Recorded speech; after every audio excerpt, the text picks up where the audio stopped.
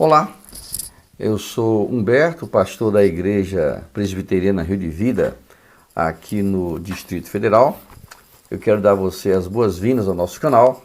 É sempre uma satisfação receber você aqui, para que possamos assim interagir e você ouvir as reflexões da Palavra de Deus. Será que no seu momento atual você está aguardando alguma resposta de Deus? Tem alguma coisa que está incomodando a você? Será que você já falou de vez em quando assim: Senhor, até quando eu vou esperar para a aprovação naquele concurso que eu tanto queria? Ou, Senhor, até quando eu terei a confirmação no meu coração de que o meu esposo ou a minha esposa realmente me ama? Senhor, até quando eu vou aguardar ter um filho realmente obediente? Ou, já que são tantas as pessoas e cada uma delas com as suas especificidades, talvez até quando, Senhor, eu esperarei por um casamento no Senhor? Lendo o Salmo de número 13, o salmista Davi, ele também tinha algumas expectativas na vida. O Salmo 13 diz o seguinte: Até quando, Senhor, esquecer-te-ás de mim para sempre? Até quando ocultarás de mim o seu rosto? Até quando estarei relutando dentro de minha alma, com tristeza no coração cada dia? Até quando se erguerá contra mim o inimigo? Atenta para mim, responde-me, Senhor Deus meu. Ilumina-me os olhos para que eu não durma o sono da morte, para que não diga o meu inimigo: prevaleci contra ele, e não se regozijem os meus adversários, vindo eu a vacilar. No tocante a mim, confio na tua graça. Regozije-se o meu coração na tua salvação. Cantarei ao Senhor, porquanto me tem feito muito bem. Na verdade, este Salmo 13 ele tem 3 pares de versículos, claramente distintos entre si. No primeiro par do versículo, nós vemos a situação de desolação do salmista. Desolação por quê? Até quando, Senhor, esquecer-te-ás de mim para sempre? Até quando ocultarás de mim o seu rosto? Nós percebemos que somente nestes 2 primeiros versículos, Davi, ele repete 4 vezes a mesma expressão, até quando. Então, o nosso salmista, ele está numa expectativa muito grande. Os exegetas, os comentaristas, não têm certeza se Davi estava próximo à sua morte ou se realmente ele estava no meio de uma guerra e com medo, então, do próprio inimigo. Mas fato é que Deus, ele não se incomoda, Deus, ele não fica chateado conosco quando nós perguntamos a ele até quando tais e tais coisas ficarão escondidas no coração de Deus e não estarão assim à nossa disposição. Até quando, Senhor? Então o salmista, ele revela aqui uma grande necessidade do seu coração. E pode ser que você também tenha, assim, alguma necessidade e que você queira que Deus lhe atenda, você queira que Deus responda à sua própria oração. Mas Davi nos ensina uma coisa muito interessante neste salmo. Ele tem expectativas no coração, realmente, mas ele descobre um meio para que estas questões, até quando, realmente sejam respondidas por Deus.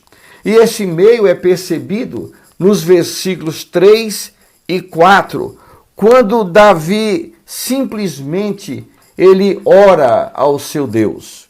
Quando Davi simplesmente resolve canalizar para Deus todas as suas expectativas. Porque a vida de Davi, ela sempre está limitada entre a comunhão com Deus e a vida contra os seus próprios inimigos. Ele sempre andava nestes dois polos, ok? O mundo de Davi era esse. E para Davi, a vida sem Deus, assim como também para nós, seria uma vida absolutamente insuportável, ao passo que os inimigos não poderiam prevalecer contra ele e nem podem prevalecer contra nós. Mas o que faz o salmista? Ele busca a Deus em oração. É interessante notar que Davi, ele dependia completamente de Deus.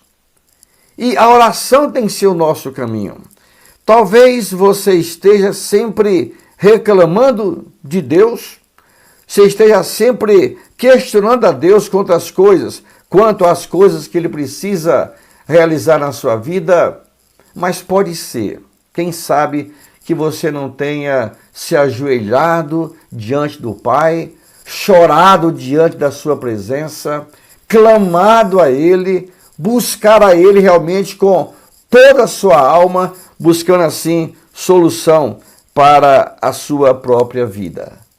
A oração dos versículos 3 e 4 são realmente um conforto para o coração do salmista. Mas outro detalhe bastante interessante é que os últimos pares de versículos, o versículo 5 e o versículo 6, eles são completamente opostos ao primeiro e segundo versículos. Se você perceber bem, nos primeiros versículos, Davi está desolado. Davi está triste. Ele tem um coração visitado por uma tristeza muito grande. E nos últimos versículos deste salmo, percebemos que o coração de Davi realmente já é outro. Por que aconteceu isto? Porque entre o primeiro par de versículos e o último par de versículos, nós temos o par de versículos que trata sobre a oração.